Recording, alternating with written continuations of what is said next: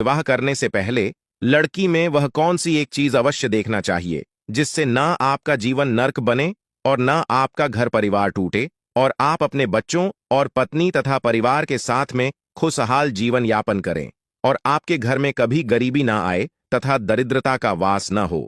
दोस्तों, हर लड़की में यह एक चीज देखकर ही उससे विवाह करना चाहिए, अन्यथा आपके जीवन में अनर्थ हो सकता है, पुरुष के जीवन का विनाश हो सकता है और आपके घर का विनाश हो सकता है।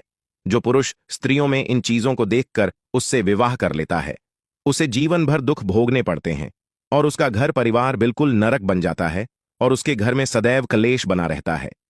मित्रों, आज आप लोग इस प्राचीन कथा के माध्यम से जानेंगे कि औरत की कौन सी चीज देखकर उसे विवाह करना चाहिए। स्त्री की सुंदरता सिर्फ मोहमाया है। जो स्त्री की सुंदरता के माया जाल में फंस जाता है, उसका विनाश हो जाता है। मित्रों, प्राचीन काल से ही कहा गया है, जो स्त्रियों में रत्न रहता है वह नष्ट हो जाता है। स्त्रियों का कोई अगम नहीं होता, स्त्रियों का कोई प्यारा नहीं होता। जब तक स्त्रियों को कोई पुरुष नहीं मिलता, तब तक वह बड़ी ही सती सावित्री बनकर रहती है और जब वह किसी पुरुष को अपने वश में कर लेती है, अपनी धूर्तता पर उतर आती है। इसीलिए विद्वान ऋषि मुनि कहते हैं कि बुद्धिमान मनुष्य को स्त्रियों से दूर ही रहना चाहिए। जो खुद का कल्याण चाहता है, जो परम पद की अभिलाषा रखता है, वह अपने मुख से किसी स्त्री का नाम भी न लेते हैं, क्योंकि स्त्रियों का कोई प्यारा नहीं होता। जो पुरुष अज्ञानवश होकर यह सोचता है कि वह स्त्री उससे प्रेम करती है, तो वह बड़ा ही मूर्ख है। ऐसे अज्ञानी पुरुषों के जीवन के साथ स्त्रियां खेला करती हैं। पंख नोचे हुए वे कौवे के समान उनके जीवन को बर्बाद कर डालती हैं। जो मनुष्य स्त्रियों की सुंदरता पर मोहित हो जाते हैं। इस विषय में प्राचीन काल की एक कथा मिलती है, जिसे सुनकर आप लोगों को पता चल जाएगा कि स्त्री की सुंदरता केवल मोहमाया है। मित्रों, प्राचीन काल की बात है। एक नगर में एक अत्यंत शोभायमान नगरी थी। उस नगरी में एक सेठ रहता था, जो चीजों को बेचकर धन कमाता था। उस सेठ की एक बहुत ही सुंदर कन्या होती है, जिसका नाम सृष्टि था। सृष्टि अत्यंत गुणवान चरित्रवान थी। जब वह कन्या जवान हुई तो उस सेठ को अपनी पुत्री के विवाह की चिंता सताने लगी। उस नगर में एक महान राजा थे, जो अत्यंत गुणवान और बुद्धिमान थे। उस राजा का एक पुत्र था, जो बहुत ही चंचल और उन्मत्त स्वभाव का था। वह सदैव ही सुंदर सुंदर स्त्रियों से घिरा हुआ रहता था। वह सुंदर सुंदर स्त्रियां से अपने मन की इच्छाओं की पूर्ति करवाता था। अपने राजमहल में बैठकर उन स्त्रियों को नचाया करता था और स्वयं उनके साथ मौज मस्ती किया करता था और स्त्रियों से खुद की सेवा करवाता था। उसे नाच गाना और मदिरा पीना आदि बुरी आदतें थीं। फिर एक दिन क्या होता है कि वह राजकुमार घोड़े पर सवार होकर उस नगर में सैर करने के लिए निकलता है। तभी वह घोड़े पर बैठकर उस सेठ के घर के पास से गुजरने लगता है, तो वह देखता है कि एक अत्यंत सुंदर कन्या घर के सामने खड़ी होकर अपने केश सुखा रही थी। वह कन्या परम सुंदरी और मन को मोहने वाली थी। उसे देखकर कोई भी उस पर मोहित हो जाए। जब वह कन्या अपने घर से बाहर निकलती है, तो वह राजकुमार उस कन्या को देखाकर मन मुग्ध हो गया, उस सुंदर कन्या पर मोहित हो गया। देखते ही उस राजकुमार को उस कन्या से प्रेम हो गया। वह सुंदर कन्या कोई और नहीं बल्कि सेठ की बेटी सृष्टि थी। सृष्टि के मनमोहक रूप ने उस राजकुमार को पूरी तरह से आश्चर्यचकित में डाल दिया। अब उस राजकुमार की सूध बुद्ध नहीं रही और वह राजकुमार वहीं से लौटकर अपने राजमहल चला आया।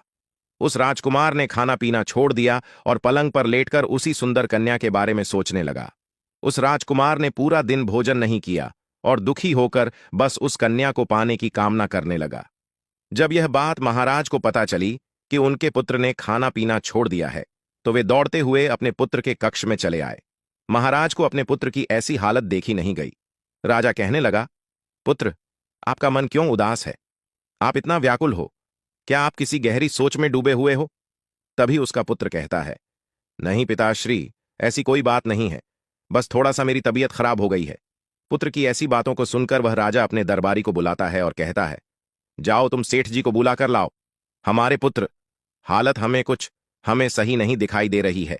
फिर सिपाही वैद्य को बुलाने चला जाता है और उधर को सेठ के घर में क्या होता है कि एक दिन की बात है।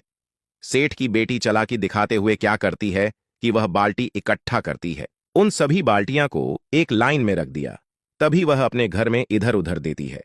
उसके घर के अंदर बहुत सारे चूहा टहलते रहते हैं। उन चूहों को मारकर वह उसी बाल्टी में रख देती है। फिर उन सभी बाल्टियों को पलंग के नीचे रख देती है।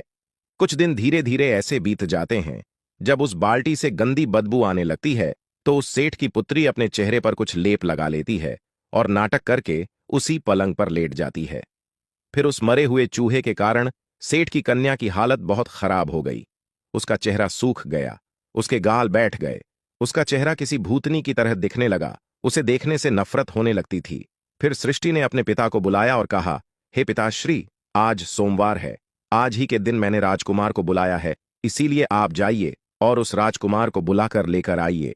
फिर वह सेठ राजमहल जाता है और बड़े प्रेम से उस राजकुमार को प्रार्थना करने लगता है। कहता है, हे राजकुमार, आज ही के दिन मेरी पुत्री ने आपको मिलने के लिए बुलाया था। कृपया आप हमारे साथ चलिए। वह राजकुमार पहले से ही तैयार था। वह बड़ी बेसब्र से इस दिन का इंतजार कर रहा था। वह उस सेठ की कन्या से मिलने के सपने भी देख रहा था। अब उसका मन बेचैन था और वह शीघ्रता से उस सेठ की कन्या से मिलकर उसे बाहों में भरना चाहता था, उस पर प्यार लुटाना चाहता था। उस राजकुमार के दिल में उस सेठ की पुत्री सृष्टि का रूप बस गया था। वह बार बार सृष्टि के सुंदर रूप को याद करके प्रसन्न होने लगा था। वह उसे आलिंगन देने की कल्पना भी कर रहा था। फिर वह राजकुमार उस सेठ के साथ उसके घर पर जाता है। वहां उस सेठ की पुत्री सृष्टि राजकुमार का इंतजार कर रही होती है। जैसे ही राजकुमार उस सेठ के घर में घुसता है तो उसे बहुत ही गंदी बदबू आने लगती है। उस गंदी बदबू से उसका दिमाग सड़ने लगा। लेकिन वह उस सेठ की लड़की से बहुत प्रेम था, इसीलिए वह चुप रहा और कुछ ना बोला। वह अपनी नाक पर हाथ रखकर उस पलंग के पास जा पहुंचा जहां पर सृष्टि लेटी हुई थी। जैसे ही राजकुमार ने सृष्टि को देखा, उसके पैरों के नीचे की जमीन खिसक गई। उसे पसीने छूटने लगे। सृष्टि का भूतनी जैसा रूप देखकर वह राजकुमार एकदम से घबरा गया। फिर सृष्टि पलंग पर पड़े पड़े ही बोली, हे राजकुमार, आप आ गए। अगर आपको मुझसे प्रेम है तो मैं आपकी सेवा में मौजूद हूं। आपकी जो इच्छा है वह आप कीजिए। मैं आपसे विवाह करने के लिए तैयार हूं। किंतु अगर आपको मेरी सुंदरता से प्रेम है तो पलंग के नीचे देखिए, उन बाल्टियां में मेरी सुंदरता भरी हुई है, आप उसे ले लीजिए। राजकुमार कुछ भी नहीं बोलता है और सृष्टि की बातों को सुनकर वह उन बाल्टियां से रेशमी कपड़ा हटा देता है तो उसमें सड़ा हुआ चूहा नजर आता है, जिसे देखते ही राजकुमार अपनी नाक दबाकर के वहां से भाग निकलता है। सेठ के घर से बाहर निकलकर वह तुरंत ही घोड़े पर बैठकर अपने राजमहल को चला गया। वहां पहुंचकर उसने चैन की सांस ली। अब उसे पता चल गया था कि यह संसार मोहमाया है। जैसा दिखता है वैसा नहीं होता है। उसे संसार की असलियत मालूम हो गई। वह कहने लगा, यह संसार कुछ भी नहीं है, बस मोह माया है। जैसा दिखता है वैसा नहीं है। जिस सुंदरता को देखकर मैंने खाना पीना छोड़ दिया था, मेरी रातों की नींद बर्बाद हो गई थी, मेरा सुख चैन सब कुछ खो गया था, वह तो कुछ ही दिनों में नष्ट हो गई। फिर उसी दिन उस राजकुमार को संसार से विरक्ति हो गई, उसमें वैराग्य आ गया। वह उठ खड़ा हुआ, उसने अपने राज का त्याग कर दिया, पूरे शरीर पर भस्म लगा लिया, मृगछाला को धारण किया और वन में चला गया। वन में जाकर वह परमात्मा की भक्ति में लीन हो गया। उसके अंदर से सभी प्रकार के लालच, दोष, आसक्ति, मोह सब कुछ नष्ट हो गए और उसका अंतर्मन पवित्र हो गया।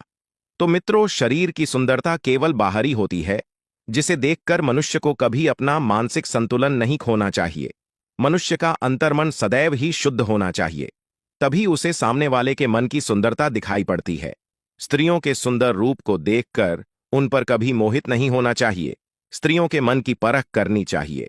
बाहरी सुंदरता तो कुछ ही दिनों की मेहमान होती है, जो बाद में नष्ट हो जाती है, किंतु मन की सुंदरता त्रिकाल तक रहती है।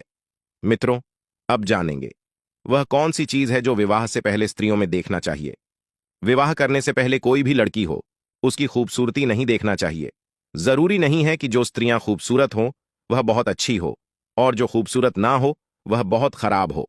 कभी भी विवाह करने से पहले स्त्रियों के अंदर उनके गुण को देखना चाहिए, उनके आचार्य और विचार कैसे हैं ये देखना चाहिए, उनकी सोच कैसी है ये देखना चाहिए,